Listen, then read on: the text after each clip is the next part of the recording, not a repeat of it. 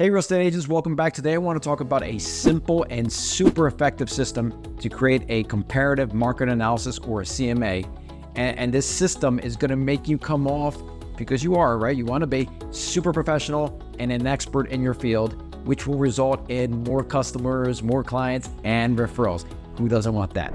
But first, let me introduce myself. My name is Guillermo Salas, former attorney turned real estate agent. I've closed over 1,500 transactions in my career. And on this YouTube channel, I'm going to share every tip, trick, system, and process I ever created to create a massive real estate sales business. So please subscribe to my YouTube channel. And more importantly, in the video description is a link to my calendar. And you know what? A lot of these topics we got to go deeper on. So don't be shy. Go ahead and schedule today a free business consultation so we can tackle this topic and any other topic that you need in order to elevate your real estate career. Okay, let's jump into it. The most important rule with the CMA is keep it simple.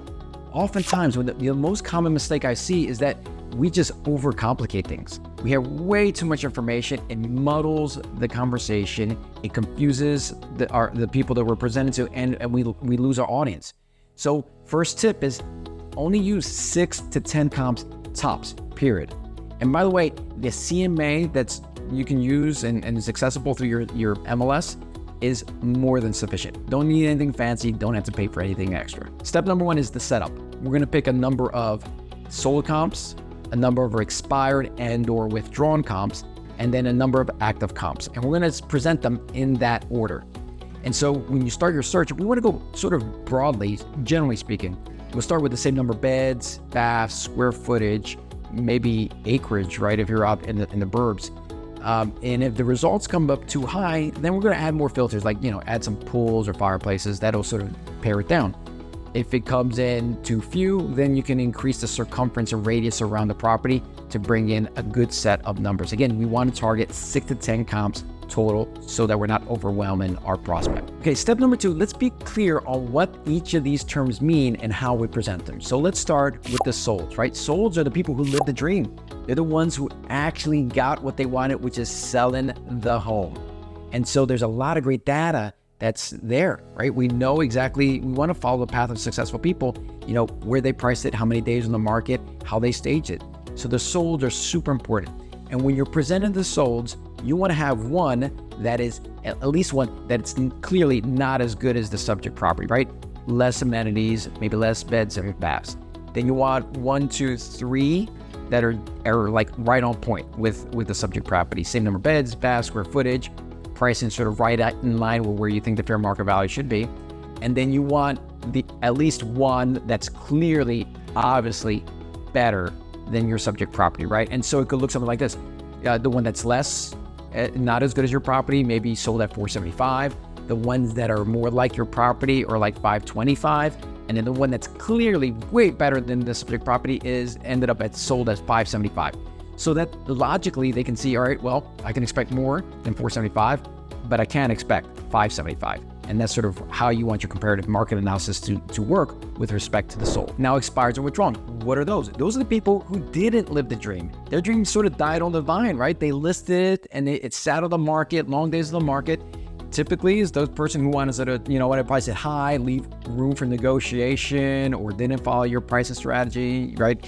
We know lots of people that way. And unfortunately, or fortunately in our case, expireds and withdrawn also tell a great story to help our prospective client. They tell us what not to do, right? Don't price it here because the days on the market are going to be way longer than the ones that sold typically. And the holy grail is if you see one, it'll show the patterns of like, hey, they priced it at that, let's use the example we had, $575, even though it should have been $525.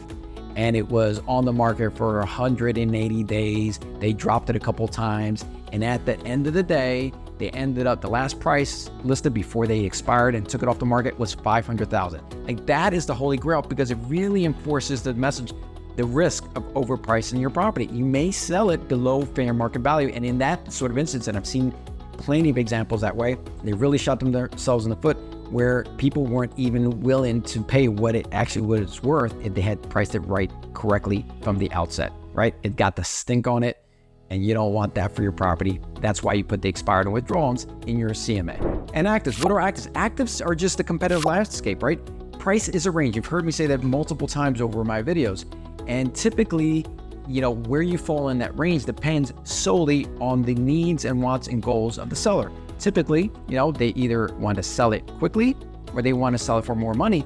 So in our example, where we're talking about a house that's worth $525, there might be some comps out there that were active that are anywhere from $535 to $515. So somebody who wants to sell more quickly is going to be more on that $515 range, right, as initial list price. Somebody who wants to extract the most value out of the property might be leaning towards that higher end of the range at $535.